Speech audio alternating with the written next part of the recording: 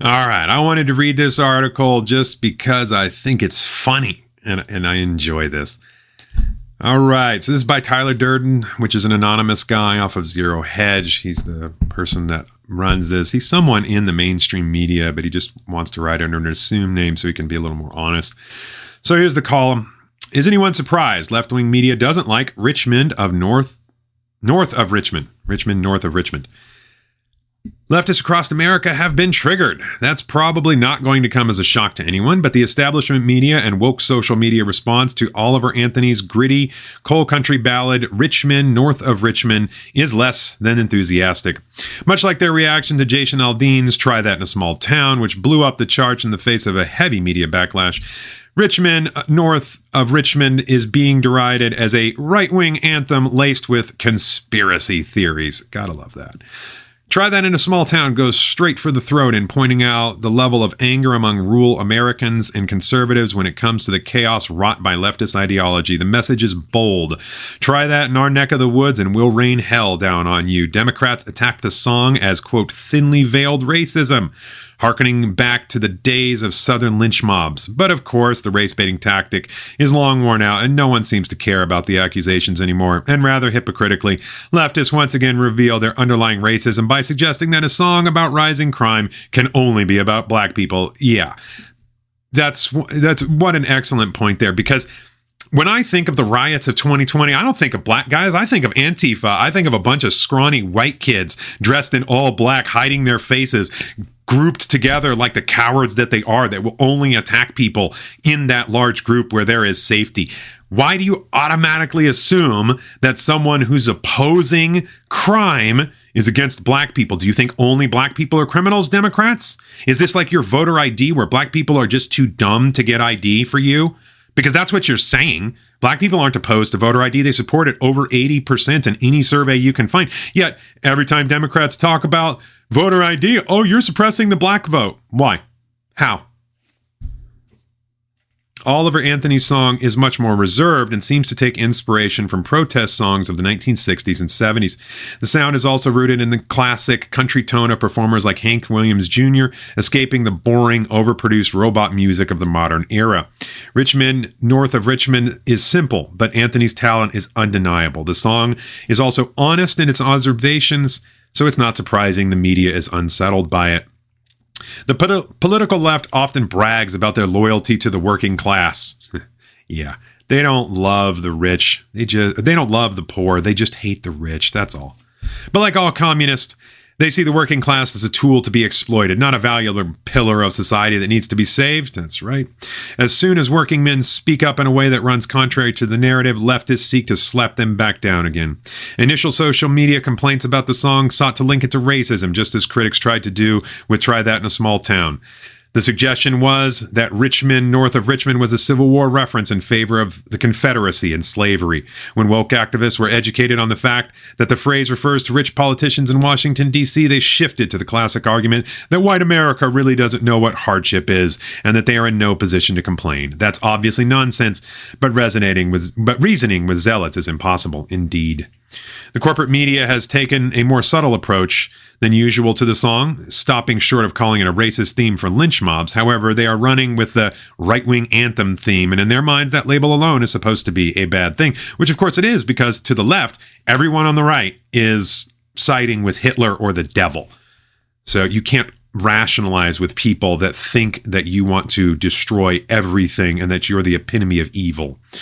The specific criticisms of Richmond are perhaps the most interesting aspect. For example, Rolling Stone made particular reference to, quote, Reagan-era talking points, like Anthony's critique of fat people living on welfare.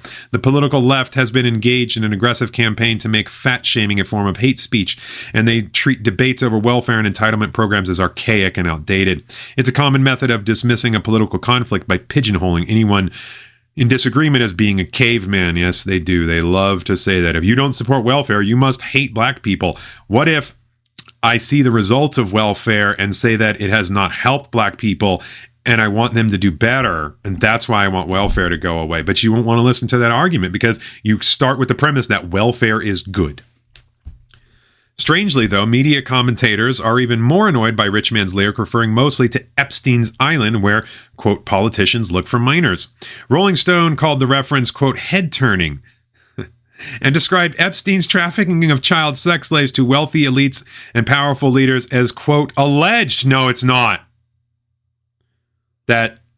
Rolling Stone, goodbye. The events on Epstein's Island are not a theory. They are factual and on record. Thank you for stating that. Keep in mind that this is the same Rolling Stone that attacked the film Sound of Freedom, a movie about real-life child trafficking sting as a QAnon conspiracy theory. The New York Daily News pointed out the references while diminishing child trafficking as, quote, the center of many right-wing conspiracy theories. So, there's more slaves now than at any time in world history, because guess what? Sex slaves count as slaves, even if you don't count them that way. I do. And I think it's horrific that there's that many of them. We should do something about it. That's a right-wing conspiracy theory?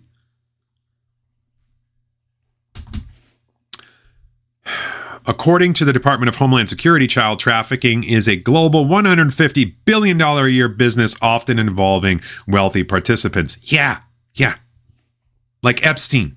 Remember Ghislaine Maxwell? The only person in history to be charged of convicting sex trafficking to no one. It should be said that the establishment and political left tends to reveal their true colors in the things that they try to sabotage. The progressive attempt to diminish a talented songwriter singing about the plight of blue-collar working men and the corruption of government indicates that these people don't care at all about working men and are invested in government corruption. It's a reality most of us are aware of, but it's fun to hear about in a song that makes leftists and media journalists squirm. As of Monday morning, Anthony's songs are the most popular on iTunes, according to data from Corbs. So let's take a look at this.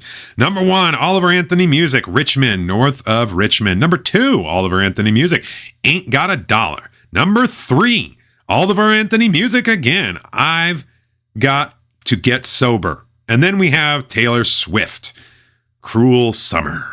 Number 5, Jason Aldean, Try That in a Small Town. Number 6, Luke Combs, Fast Car. I'm going to guess he's a country guy. Number 2, Oliver Anthony Music, number 7, up 2 spots, Oliver Anthony Music again, I Want to Go Home.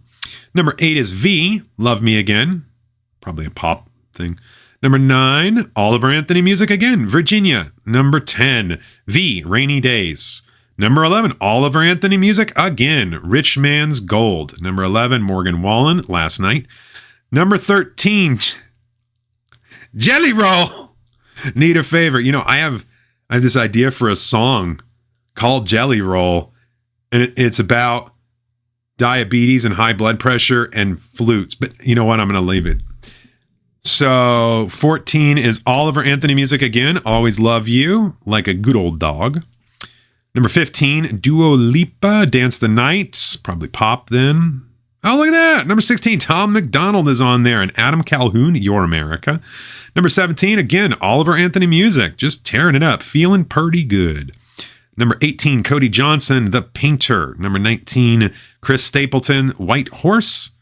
And Jelly Roll finishing it out at number 20, Save Me with Lainey Wilson. So it is hilarious that the left is upset about a song that talks about corruption. I got to be honest, I'm a classic rock kind of guy, like Pink Floyd, Led Zeppelin. My modern music is Tool. But it's a great song. He's talented. He's a good lyricist, technically proficient. I mean, it's not my jam, but I like it. It's a good song, and I'll probably have to check out the rest of them just because. Why not? Even if just to make the left more mad. Why not? All right. That's all I have.